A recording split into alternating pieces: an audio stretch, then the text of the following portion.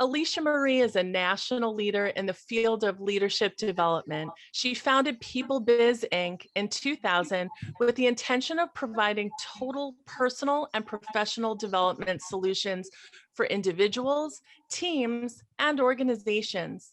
She specializes in creating customized leadership and management programs based on desired outcomes. She has been a professional trainer for more than 20 years and a professional coach with more than 20,000 paid coaching hours over the last 21 years. She possesses a unique education in psycholinguistics, humanities, business, and marketing. Alicia is a mother of 3 adult children and a grandmother of 2. She is a yoga enthusiast and runner and a newlywed to her sweet and adoring soulmate. Having spent most of her life in Texas, she currently resides in the Austin metro area and works with clients globally.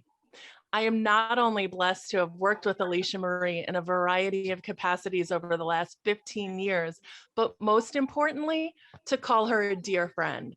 So welcome, Alicia Marie. This will be epic for sure. There is no doubt. Welcome, welcome. Thank you. I was so present to how much I love you when you were talking. Aw, ditto. I got a little verklempt when I wrote that intro. Well, Alicia, why don't you give people just a little bit of your background so that we can level set our conversation? A little bit of my background. Well, I've always been interested in personal growth and development, like before I knew that's what it was called, well into my early teens. And, you know, even when I was 9 years old, they were calling me a philosopher. And so I've always been really interested in why I'm here, what makes me tick, what's really possible for me to create or have. And I was a big reader as a child, and I really have been a big reader most of my life. I don't read near as much as I did even 10 years ago. But I think that was really the linchpin for my imagination. And, almost like magical thinking, like what can I create or what can, and that really led me into training and coaching for myself. And eventually I started doing it for others well before I started my company. Sometimes people talk about, like, they don't understand, what do you mean you do leadership development? And I think that's really sad, okay? There's still that old idea that leaders are born and that it's not something you have to train and coach for and develop yourself around. There are at least 70 leadership competencies that I could name. And we have to train for that. We have to develop that. We have to create awareness around that. We have to make mistakes around that. We have to practice that. And I think that part of it is that people think that it has something to do with personality. And it has nothing to do with personality. Leadership is relational, not transactional. And as long as people think it's about them and their big personality or being charming enough or being persuasive enough, or like, that's all just control crap.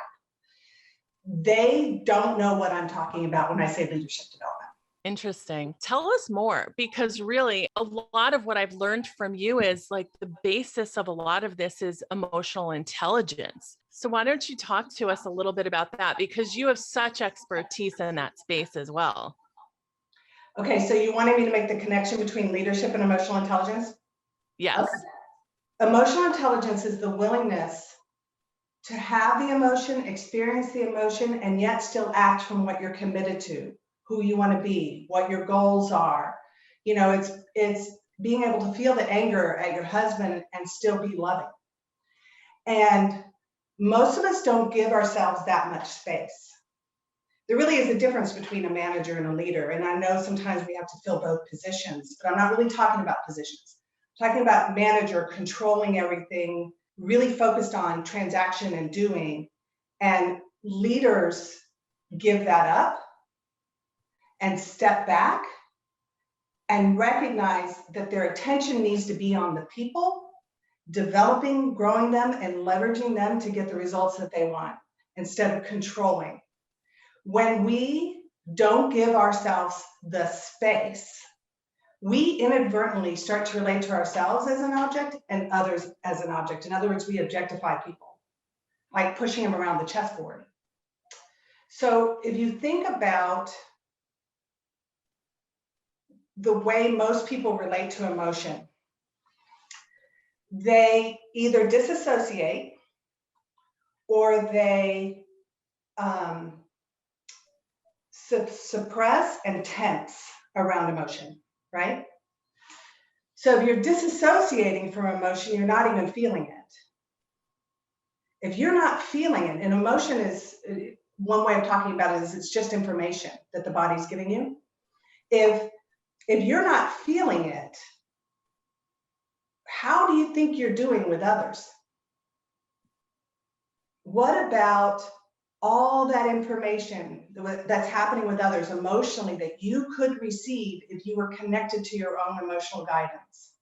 If you're suppressing and you can't be with something and you tense around, you can't be with anger, you can't be with dissent, you can't be with frustration, you can't be with overwhelm, you can't be with fear, all that uncomfortable stuff, if you can't be with it here and you are tensing around it, I promise you're almost blind and deaf to what's happening when someone is experiencing that. And you're missing a whole lot that's going on in your business. So as I listen to you say that, of course, my mind is thinking in the context of our personal life outside of business and work, but then I'm thinking in the sense of the business world, right? And I would guess that a lot of people think, or somehow along the way were taught to believe that we can't be emotional, we can't have emotional intelligence or feelings unless it's just good old gut instinct in the business place. And I feel like it's such a misnomer. And Yeah. I'll also say, like, I've taken your courses, Leading Change, as well as Leading Change Mastery over the years. And I always tell like the story when I talk about the program to people, how I thought, oh, I'm going to take this leadership course and it's going to help me be a better leader, which is true. But what I thought was it was just going to be another curriculum, like driven, teach at me, as opposed to the Pandora's box of emotions and ideas that you present. So I'd love for you to talk a little bit about that. How we, I think, compartmentalize in the scope of real life, and I'm using air quotes for those of you listening, versus professional life, but also, how it all plays together. There's feels like there's 5 questions there. Let's see. I know there probably are. So That's first my of all, ADD. there's no difference. Compartmentalization was a really bad idea, kind of like multitasking. Life is holographic, and if it exists here, it's over there somehow. It just is. And if you can have a breakthrough in this area of your life, you'll probably have a breakthrough in that area of your life. And it's interesting that we like to try to separate it, right? And so let me go back to what got us there. Oh yeah. So what a lot of people hear when they hear emotional intelligence, developing emotional intelligence, they think they're going to become more stoic. They think that they're going to be like Mr. Spock. Does that still relate? I know so many people don't know Star Trek anymore. To the Gen Zers. and we are emotional beings that think sometimes. Emotion is at the center of our experience. It is our experience. And we're always experiencing something. We're experiencing something now, and now, and now, and now. What people are often describing when they're describing emotional is what happens when you suppress. It's like shaking up a bottle. It's going to come out sometime, right? So it turns into tears or a big blow up in some way. And then they call that emotional. Well, that was actually just someone suppressing for a really long time. And also over-emoting is the same as expressing. It's your inability to be with the experience. And so you're trying to get it out, which was a big misinterpretation of Freud, by the way. So if you can accept that we are all emotional, there is no such thing as someone is being emotional. Someone is having an experience that we're judging.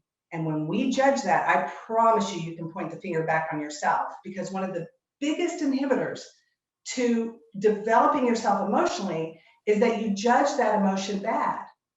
Mm. And it inhibits our joy and our peace and our satisfaction and the ability to love and the ability to relate to other people, right? Because if you can't feel the uncomfortable stuff, you start to anesthetize yourself and you can't feel the good stuff either. Right. You get to a point of apathy where you're just numb. Yeah. In a lot of areas. Yeah. Interesting. People are saying, what is this leading change? Let's take a minute to step back and talk about the programs, because you have leading change. And then once you graduate from leading change, you're eligible to participate in leading change mastery. So why don't you talk to us about those? Okay. So you've really been hearing about leading change already. You know, people apply, you have to apply. I'm really looking to see, is this a tire kicker or is this someone who's going to do the work? It's a big application for that reason. Coaching clients get the course for free, but they still have to do the application. And this is a course that a lot of employers sponsor their employees in, pardon me. And so I want to make sure that they're really in and they're not doing it because their employer wants them to. There's even a little box they check saying they're not doing it because their employer wants them to. So they're not being forced to do it, right?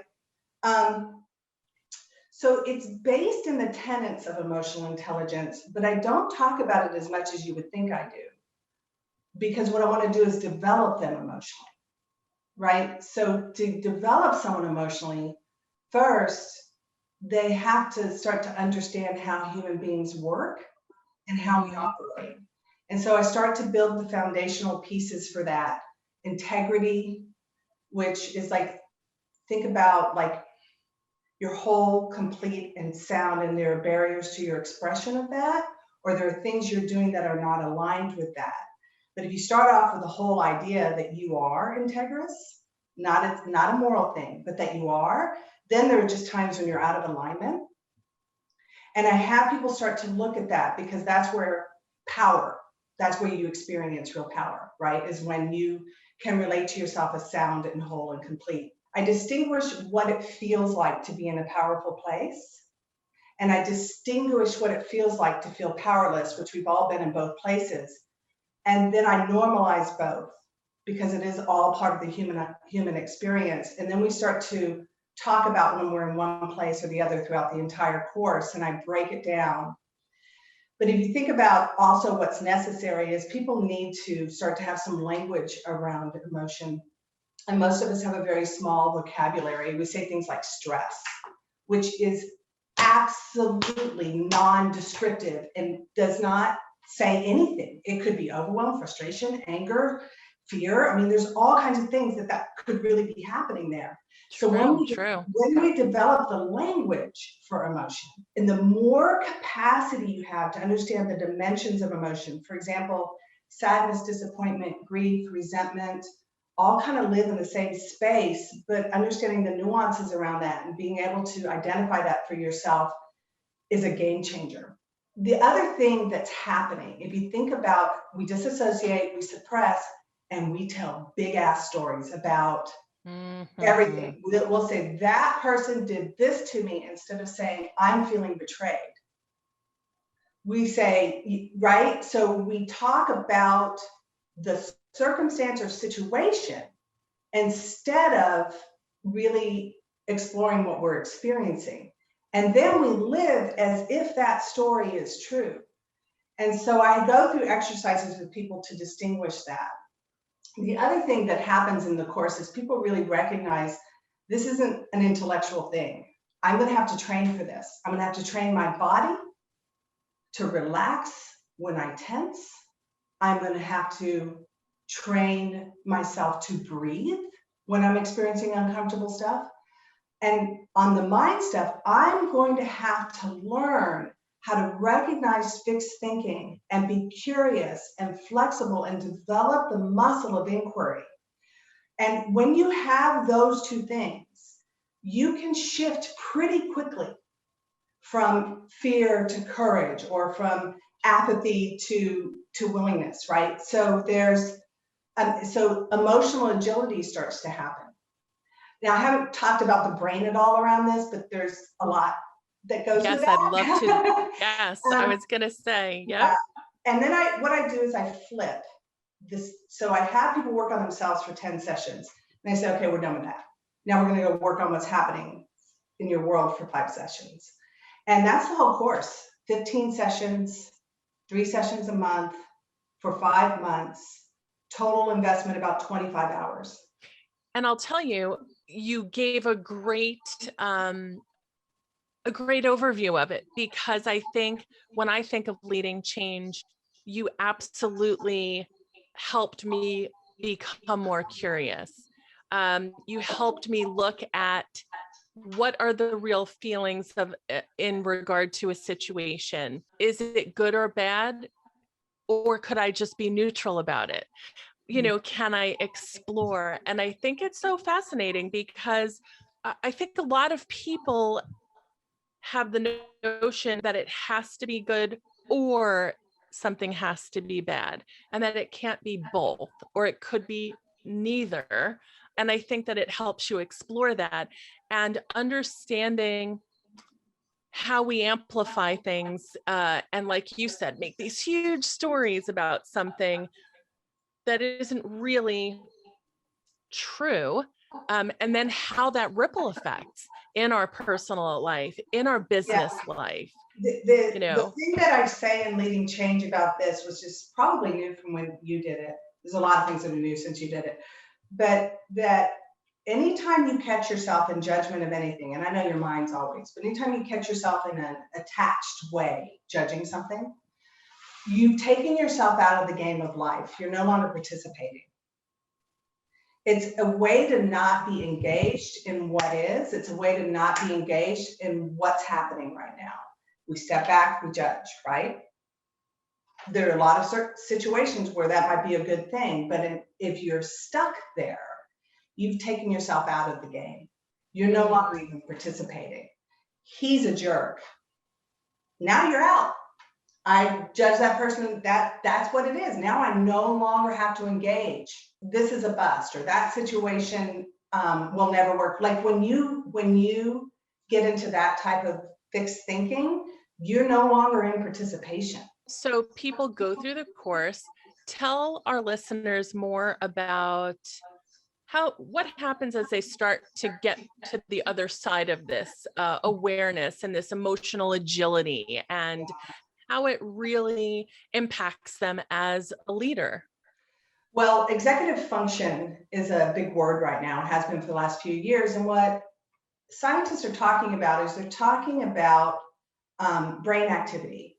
And when we're in fear, we're hanging out back here a lot. And we're in critical thinking, we're over here a lot. This is all simplified. And we're more frontal lobe and prefrontal cortex when we are engaged. This is where emotional agility happens. When we're participating, when we're experiencing those beautiful emotions, beautiful hormones like oxytocin and serotonin, it like opens up vision and strategy and the ability to relate to others and empathy and compassion. So think about the whole front part of the brain is that. Now think about how important that is for leadership.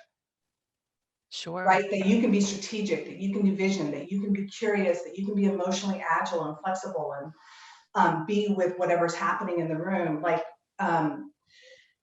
And what happens when we hang out in fear and control? And that's in the back for those that are listening? All back of the or brain, top? Right? Okay. So think about people who run on adrenaline and cortisol, or in other words, run on stress. Think about the big drivers, and they don't know how to get to the front, right? They're wearing their bodies down. People report more energy, and here's why. Self-conscious monitoring goes down. Self-conscious monitoring is where you are behaving or saying something to get an effect. So the more we become internally directed, focused on our goals, commitments, experiences, and less in reaction to what's happening out there, right? we actually start to have energy for things. And when you open up this part of the brain also, it's very energizing and strengthening to the body, because you're experiencing satisfaction and peace and love and willingness and all the really healthy, strengthening emotional states. And when we're in fear, we're really tearing the body down. And so people report a lot more energy because they've learned to remove things that they're tolerating in their life. They've learned to be at home in their own skin and feel what they're feeling. They've stopped some of the self-conscious monitoring. Now, that might not sound like much to have more energy, but think about it. We're talking about energy for engagement, energy for actually taking courageous action that are going to get results, energy for having the hard conversations, right? You starting to get at how it makes a difference. So I'm talking about energy, but it's the driving force of motivation. Motivational energy comes from being where you are and having a vision, or acknowledging that there's a gap. There's where I am and where I want to be. That's where motivational energy happens. And when we're in fear, we're in the past or in the future. But when you are in high emotional states, you have big vision, and you can move. Doesn't matter if you ever get there, but you can use that to become motivated and create things. So life is no longer about avoiding all the bad shit from happening. Life is about, what can I create today? Right. And who can I create that with? And that's where energy makes the difference. And I would also then assume that energy radiates to your team, to your family, because you are in this positive state of energy. You're in this forward motion. You're in this uplifting vibe, if you will, whereas you're not in fight or flight or stress and anxiety. And so you're still feeling all of that. Right. But they're not driving you. The other things. Yeah. So emotion was very, very fast. There was one thing I didn't say about that. So when we are in fear, stress, we like to call it stress. When we're there, we have tunnel vision. There's a whole lot we can't see. It really literally causes tunnel vision. You think about the need for that. That's why people get addicted to it, because it causes, I get this focus the night before I have to prepare. So when that goes away, people learn how to be in the world in a new way. In other words, it becomes a fertile ground for developing leadership competencies, which is the point of this. We want to get people ready to develop. You can't learn how to communicate masterfully if you're not practicing courageous communication all the time. Well, you're not going to practice courageous communication all the time if you're back here, if you're hanging out here, right? So what it does is it makes it okay for you to explore and learn. And so learning accelerates. Emotional intelligence is developed through how many experiences you process, for example, in a year. So all of us are developing emotionally, but some of us are only processing 3 to 5 peak experiences a year. Once you've done leading change, you're probably accelerating that to 20 to 25 a year. Wow. And when I wrote it, I was working off of that information, understanding that you can't do a weekend workshop and get it. That to develop emotionally, it has to happen over a period of time. Right. And you have to actually practice what you're learning, implement it. And I think that was the other thing. I can remember vividly coming back to you and saying, all right, I'm doing the breathing. And when I sit and try to sit quietly, the monkey in my head just won't stop talking. And you were like, it's okay. Just keep taking breaths and acknowledge the monkey and ask the monkey to be quiet. And it was just practicing, even just being still. And I don't know if that was leading change or leading change mastery. Yeah. Oh, okay. Sorry, I'm screwing it all. No, that's all right. But super helpful, because again, I think if we don't try what we're learning and we don't start to observe it and get curious around it, we really can't make those changes, because otherwise it's just taking in more information. But if you don't Yeah. start to practice it, it's like a lot of other things. It just goes to the side. I'm going to say, I want to go back and wrap that up with executive function, which is the ability to be self-aware and change your behavior easily. And the formula for that is self-awareness plus space. So I mean, people come to me really self-aware when I start one-on-one coaching with them, but often there's no space for them to change their behavior, like none, right? They're just doing the same thing they've always done, which becomes the infrastructure for not learning and the same results, right? And so it's the space piece. And people, when they're so busy using all of their energy to suppress or disassociate, they stop and they have this space. Now there's actually an opportunity. There are these moments of choice where you can do or be something different. And that's where the difference gets made.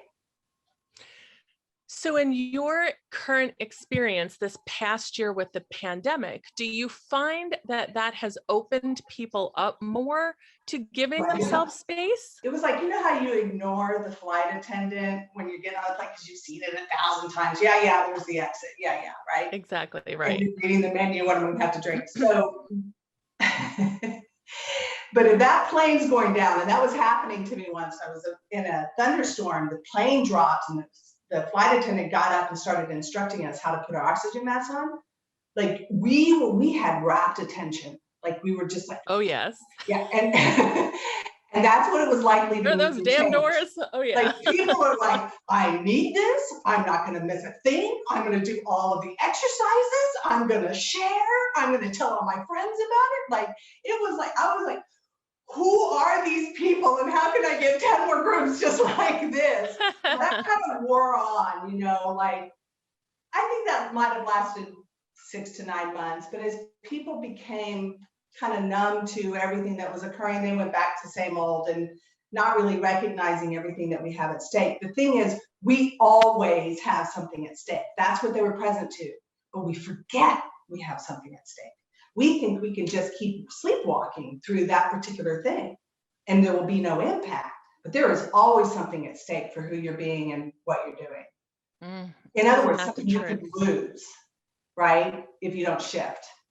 Without a doubt, 100%.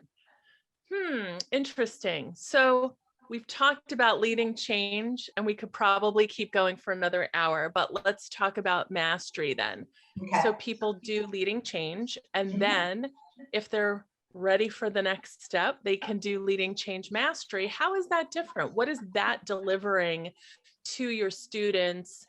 And how do you see it translate and impact their lives? I mean, I know that's a loaded question, but. Well, people come into leading change not really understanding that leadership is relational, not transactional. So by the end of leading change, they get that, right?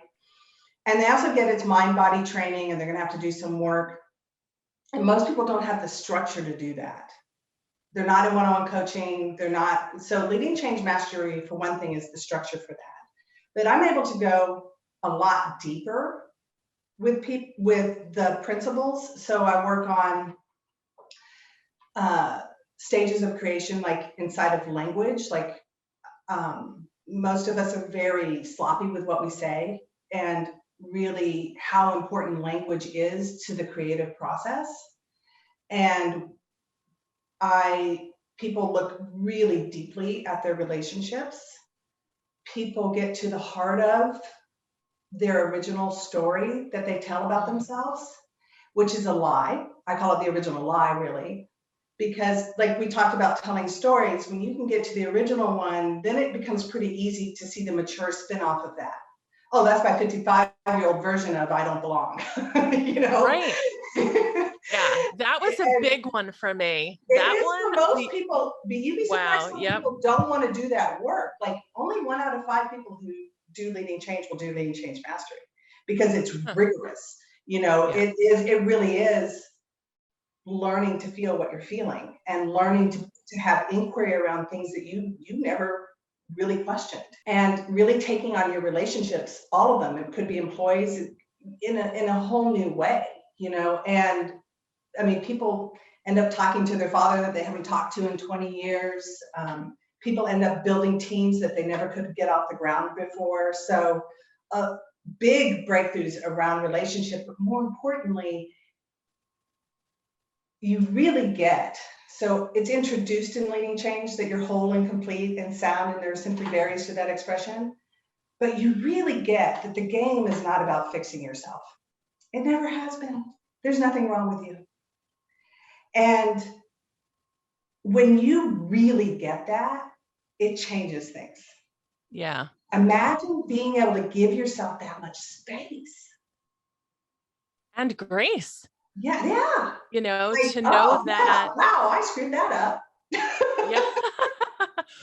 You know, I remember that assignment about the original lie, the story. And I remember sitting down and you were like, think back, it's between the ages typically of 3 to 5. And I'm going back and I'm like, there's nothing more. There's nothing more. And, you saying you're going to think there's nothing more, but keep sitting there quietly and just whatever comes to mind, keep doodling out. And I remember all of a sudden, bam, having this experience playing out in my head. I'm 4 years old. I write it all out. I'm like, am I losing my mind? Am I batshit crazy, or did this really happen? Because up to this moment in time, I don't remember this. I'm like, let me call my mom because she was in this situation. Yeah. I call her up. I'm like, did this happen?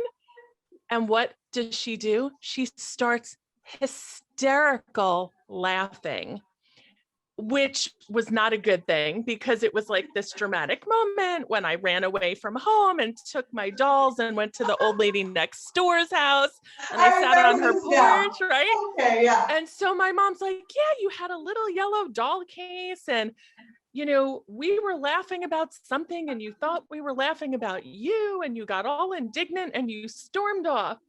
And, but the funny thing was, as soon as she started laughing, I'm like, oh, this shit was real. I was like, cause this is pinging me right now. And just I felt so sad that little girl felt unworthy and unloved and told herself this story and then spent 30 or 40 years. I mean, I probably was in my 40s before I realized it.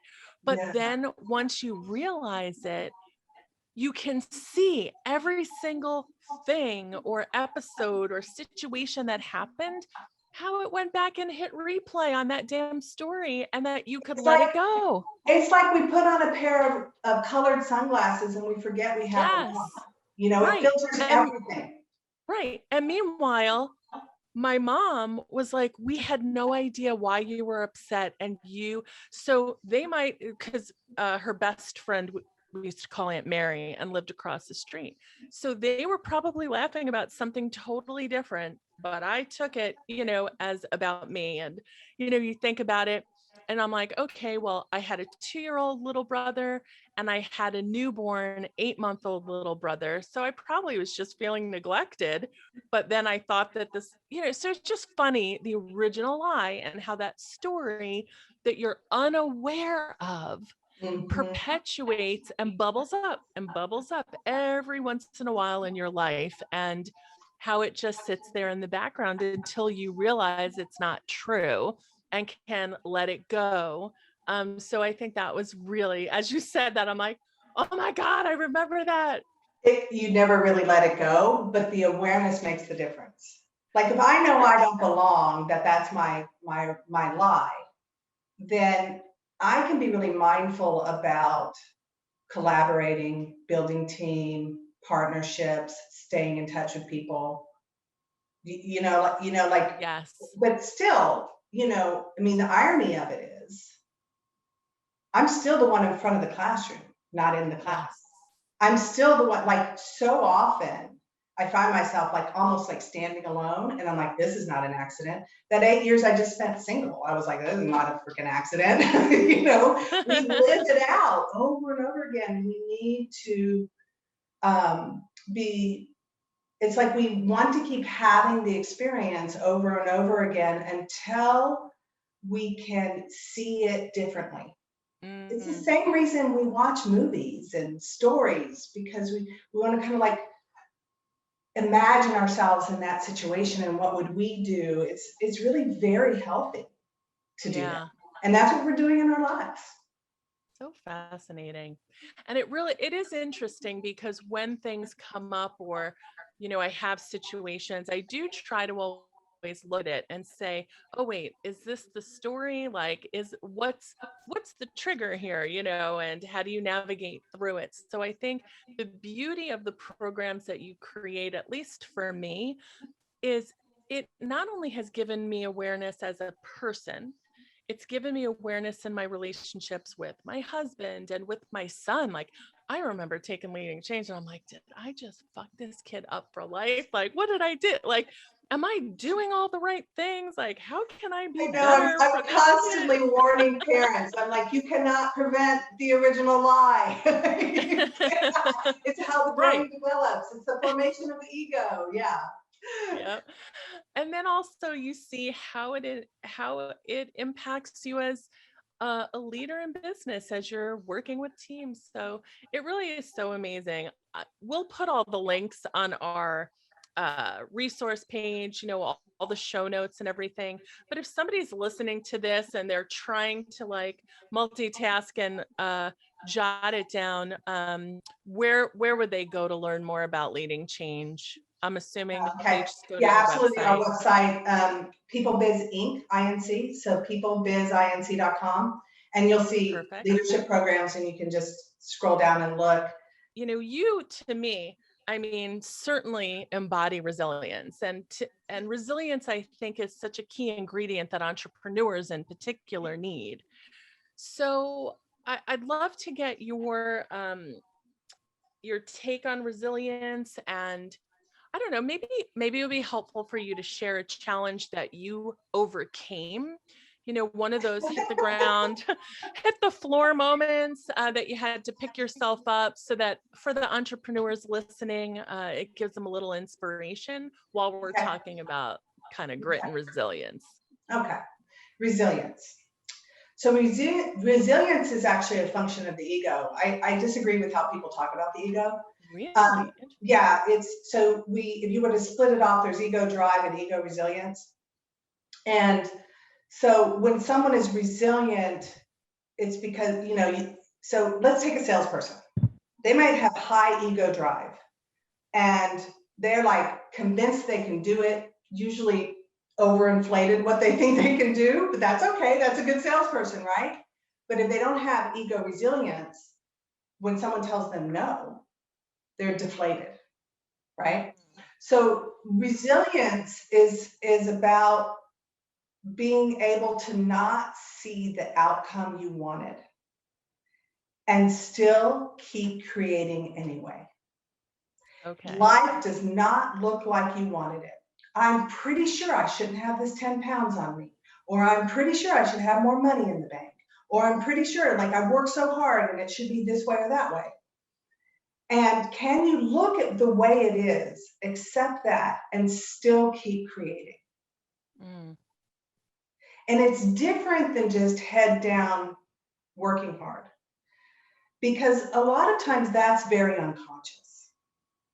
Resilience it's like having faith in life and having faith in yourself to pick it up and move on, right? Like, where is your faith? We all have faith somewhere. We put our faith in money. We put our faith in our reputation. We put our faith in so many things, but where is your faith in regards to yourself and your life?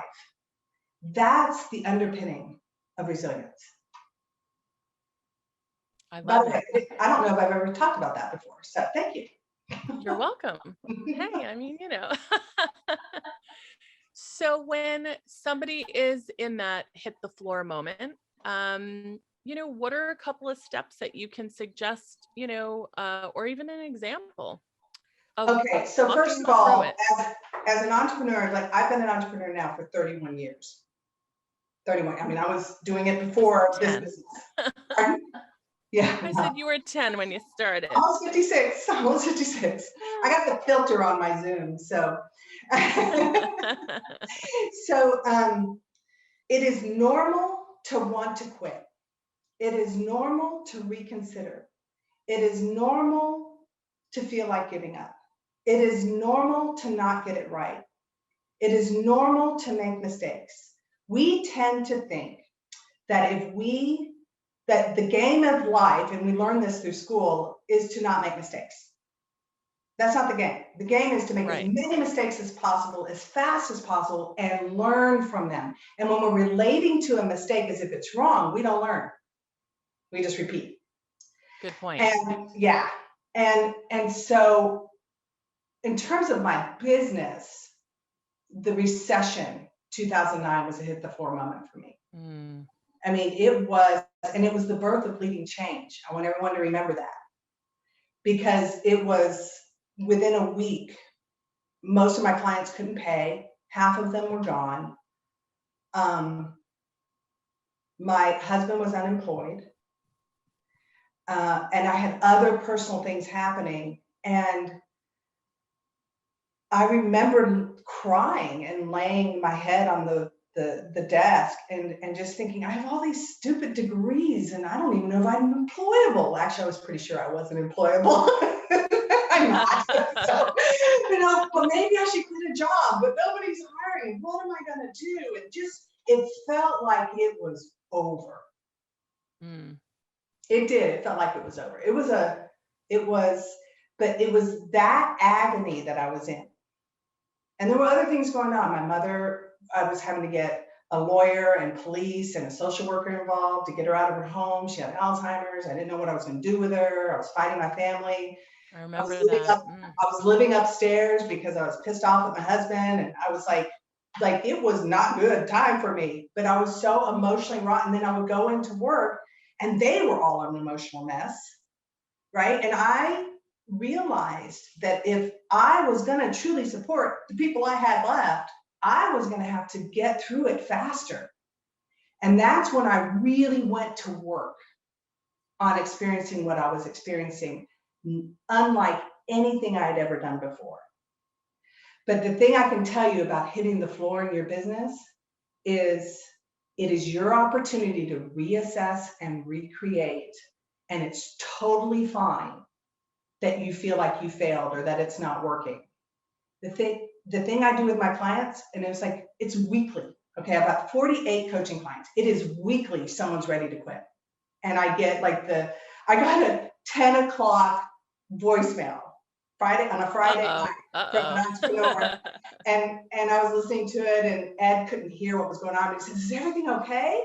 And I said, "Oh yeah, it's the same thing." Like every entrepreneur hits it, right? And by the next day I talked to her and she was laughing and it's normal to have these moments. If you stop judging it as wrong, you can use it to get better.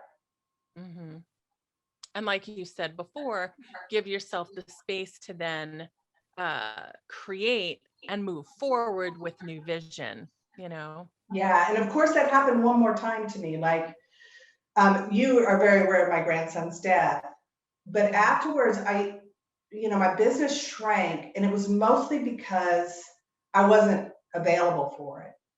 Yeah. But I needed that time. And I remember thinking I was going to lose my business that couple of years, because I went from being, over $1 million to a lot smaller business. And, right. But it turns out I really needed that. I mean, how often is life just setting up the perfect circumstance for you to be reborn again? Yeah.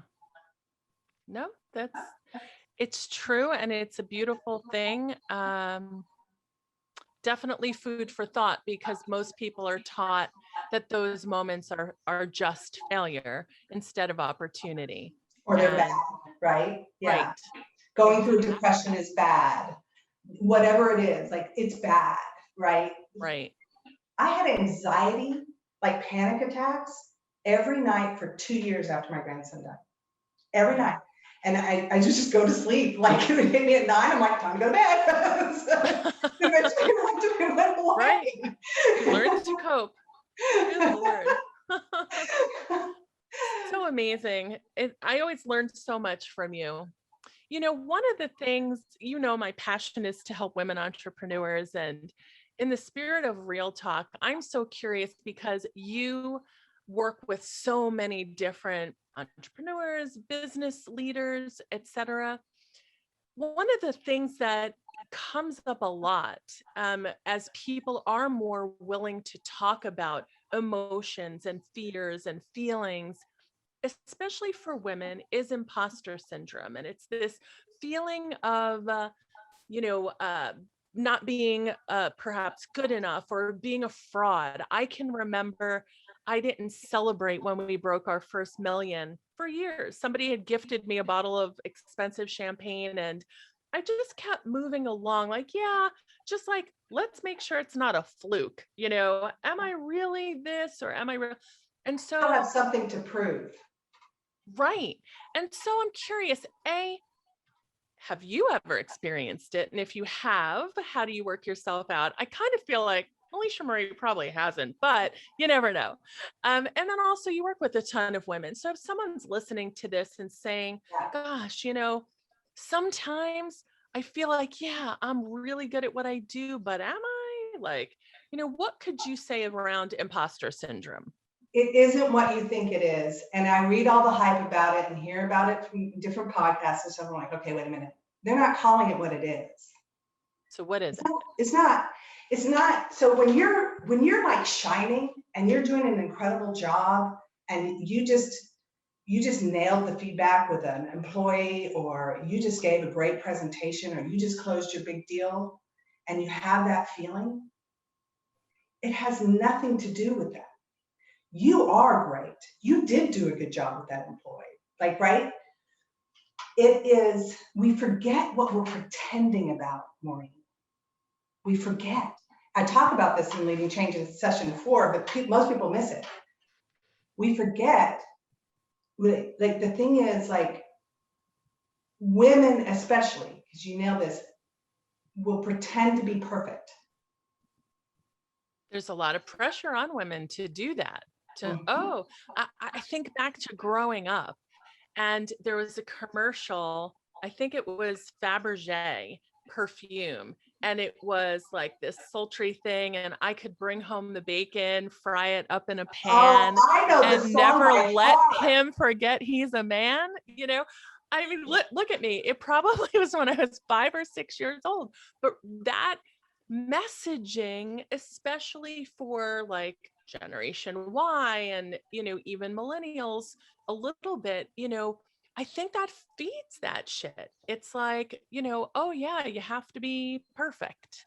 And if you Yeah, don't, you know, and whatever your mental model for what perfect is. So you have this experience of being wonderful, but then you go back to the pretending to be perfect. It's like, it's one of the things that I try to shake up the most in Leading Change is that wherever you are is where is the place to be. And all of us are in between where we were, where we want to be, where we are now, who we want to become.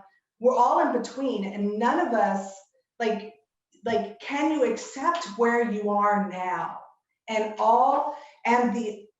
the what I call the gap. So here's what happens. We're doing something really wonderfully, right? right? And we see what's possible for ourselves. Oh, I could really, if I nail a presentation just like that 10 times, like we'd have our year. Or, I could build a whole team if I learned how to give feedback in this way. Like, we see what's possible. And instead of relating to that possibility, we shut it down and we go back and we go, I'm just going to pretend like I'm perfect, instead of there's something for me to learn and a way for me to grow here. And how we really, because isn't it more comfortable to not relate? I mean, to the unknown, right? We want to go back to pretending we're perfect with our head in the sand and there's no growth for me here. But when you can learn to powerfully relate to the gap between where you are and where you want to be, who you're being and who you want to become, now you're motivated.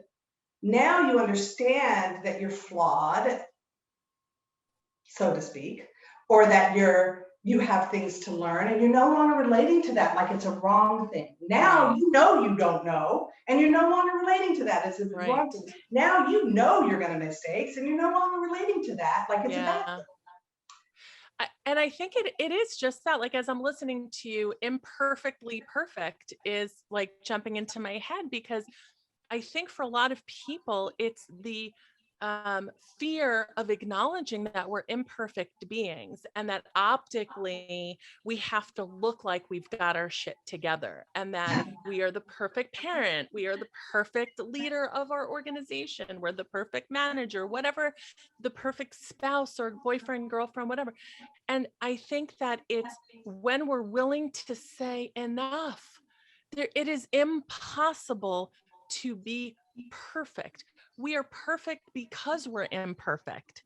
You know, I can remember the guilt and the shame that I had when Dominic was in preschool, and the comments and the side eye that I would get. Oh, where are you off to now? You know, because I would fly to oversee projects for my clients or to go to a conference, whatever. And I just remember like the cattiness of that, and then doubting myself, and then thinking, hold on a second. I was running a company before I became an entrepreneur, and I had no life. And that was part of why I became an entrepreneur, so that I could even start a family. And I pick this kid up from daycare as many days a week as I can. And we have picnic lunches, whether it is literally on the grass or on our living room floor, weather, contingent. And we made those memories, and we had those moments, and we had such a close, special relationship because I did what I did and because I traveled. And I think when I think of imposter syndrome, it's the expectations that we think the world has to present this perfection, instead of just saying, you know what? We are human beings, and we are imperfect, and it's okay. And also, what happens physically, I know I'm interrupting you, when we get that is we can breathe. We can be at home in our own skin. We can start to experience what we're experiencing just to take it back to emotional intelligence and developing yourself that way. It's like in that moment you realize that's not the game. The game is not to be perfect. And, so do I experience what people call imposter syndrome sometimes? Absolutely. Every human being on the planet does, but it's only because you forgot what you were pretending about. And when you remember, you can acknowledge the gap. Wow, that was poignant. That was poignant. Huh. So we could probably keep going for another hour, but I want to start winding down a little bit. I want to ask you, what, Alicia Marie, do you feel is one of the keys, like one of the bigger keys to your success? I have a little story if there's time. There's as much time as we want. So back when I was a new coach, I had only been doing it professionally for 5 years, 2005, a guy who wanted to be a coach wanted to listen to me coach. So I got permission from all of my clients. And back then, believe it or not, I used to do at least 10 sessions a day. And I put a recliner in my office and a notepad, and he was only hearing my side of things, right? But he was going to listen to me coach. Well, he slept half the day. So annoying. Lord. But at the end of the day, I said, okay, what did you learn? And he said, damn, you love your clients. And that is the truth. And I really love people.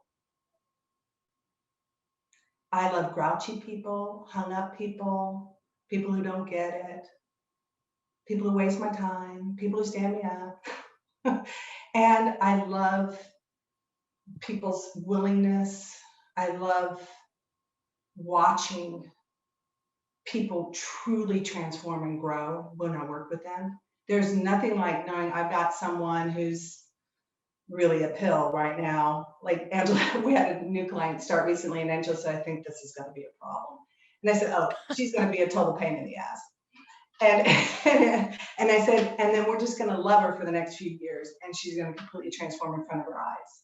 And Angela's been with me for 11 years, and she knows. She says, okay, got it. I'm like, Yep. okay. Like, so remember so-and-so? Oh, yeah. yes, this one will transform too. So, it's people is because once you've mastered the fundamentals of business, and there is some work to do there, just the fundamentals, ABC. Sure. All that's left is people. People are the messiest thing you're ever going to deal with. It's the messiest thing your brain deals with because you can't predict really. Right. And so that's why we do what we do. So people can develop and understand their own capacity for growth and development and what they can create and cause in the world. And then they turn around and do it for other people.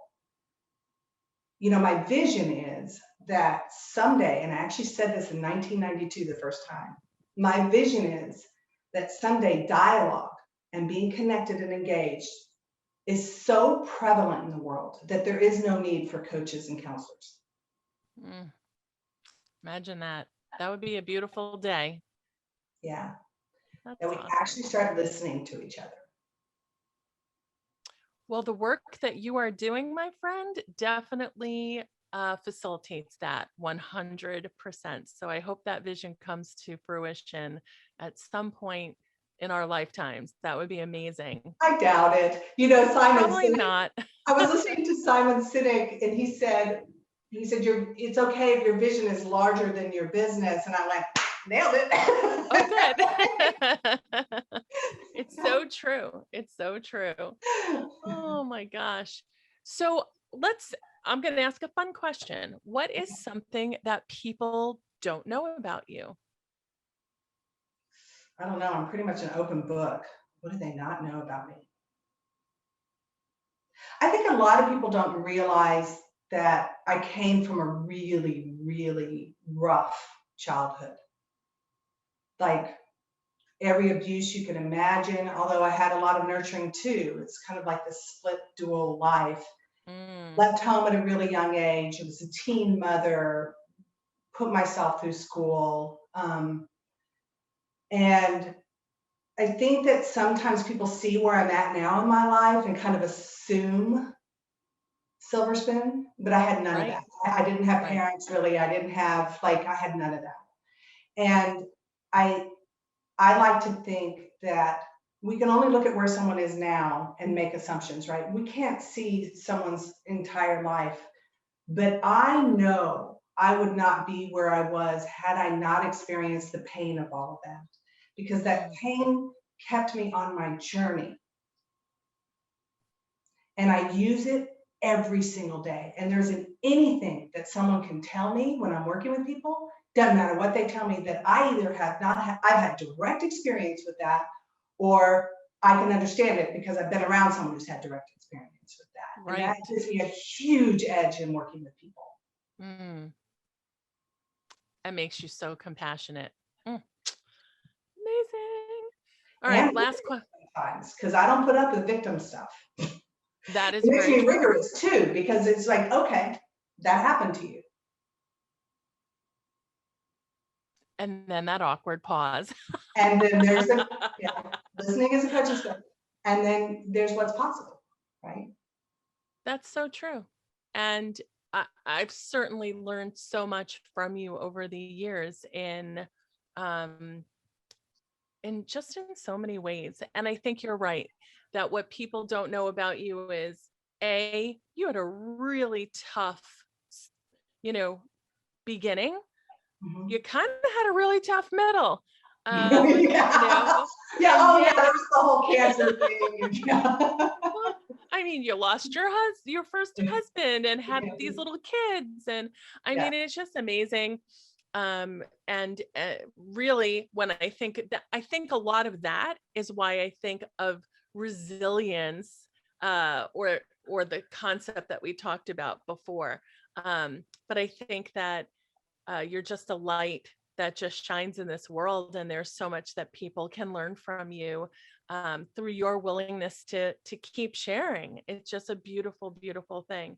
All right, last question for you.